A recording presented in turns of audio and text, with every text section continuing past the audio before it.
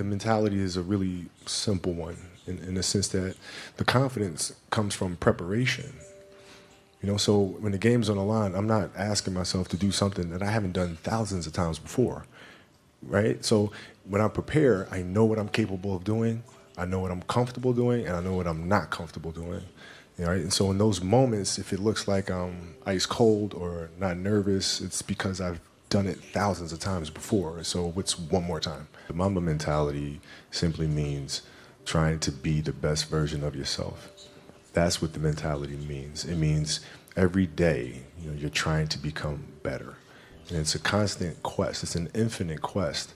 So starting at the age of 2, when I first started playing the game, and on and on and on, I always ask questions. I always try to get better every single day, learn more. The game is just a part of me. So it never leaves. Even now that I'm retired, everything that I've learned from the game of basketball, I've carried it over into life.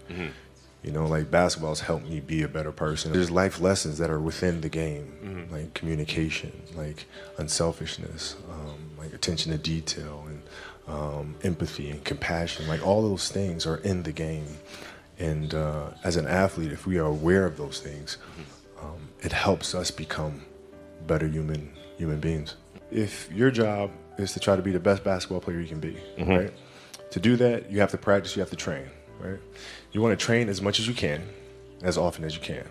So if you get up at 10 in the morning, train at 11, right? 12, say 12, train at 12, train for 2 hours, 12 to 2. You have to let your body recover. So you eat, recover, whatever. You get back out, you train, start training again at 6. Train from 6 to 8, right? And now you go home, you shower, you eat dinner, you go to bed, you wake up, you do it again, right? Those are 2 sessions, right? Now imagine you wake up at 3, you train at 4. You go 4 to 6, come home, breakfast, relax, blah, blah, blah. Now you're back at it again, 9 to 11, right? You relax, and now all of a sudden you're back at it again, 2 to 4, and now you're back at it again, 7 to 9.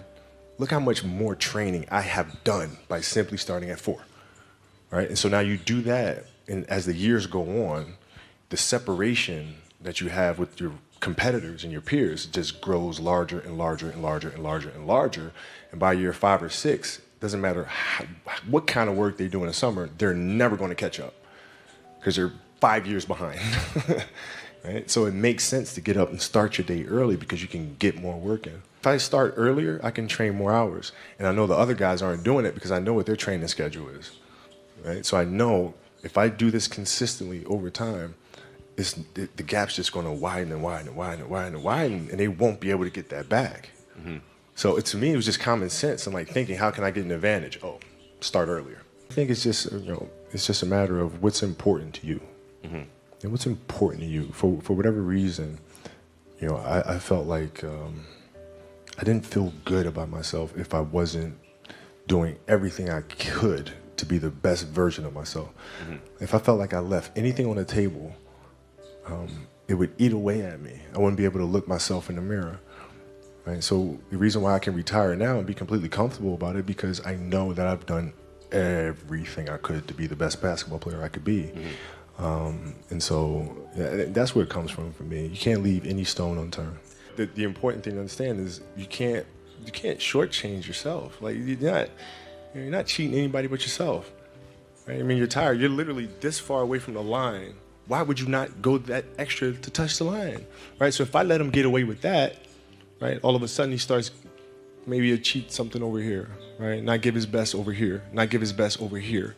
And as years go on, he's going to be he's not going to reach his full potential because he's been taking these little shortcuts that just add up. And you can't let that happen. Our job as teachers, as mentors, as inspirers, it's our responsibility to hold them accountable to those things. The obsessiveness is having attention to detail for the action that you are performing at the time you're performing it.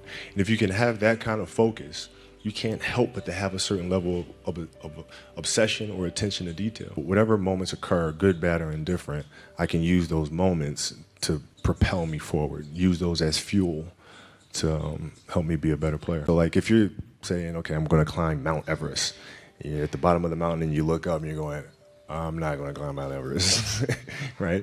But if you break it down into sections and you just one foot in front of the other, one step at a time, Next thing you know, you're at the top of the mountain. I think the greatest fear that we face is ourselves, actually. I think it's not anything that's external or anything that's superficial. I think the greatest fear you face is yourself, because we all have dreams, and it's very scary sometimes to accept the dream that you have, and it's scarier still to say, okay, I want that. It's scary because you're afraid that if you put your heart and soul into it and you fail, then how are you going to feel about yourself, right? So being fearless means putting yourself out there, going for it, no matter what. Go for it, not for anybody else, but for yourself. Dance beautifully in the box that you are comfortable dancing in, right?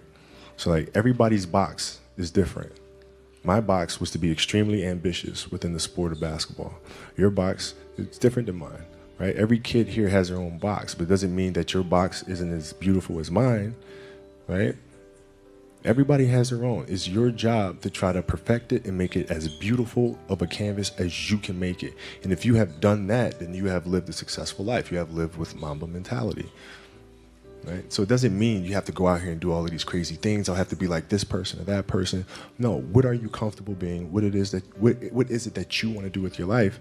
And once you have that, then you try to live it to the best of your ability. I just looked at it as I want to be one of the best basketball players who've ever played. That's the end goal. Okay, how do I get there?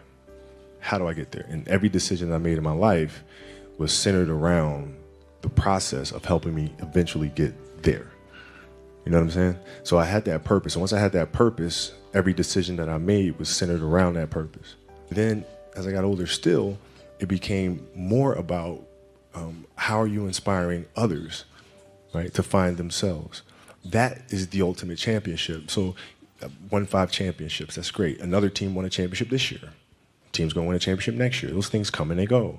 But what stays is how do you use your passion and use that to inspire somebody else to create their passion? And then how can they pass that on to the next person? That is true success.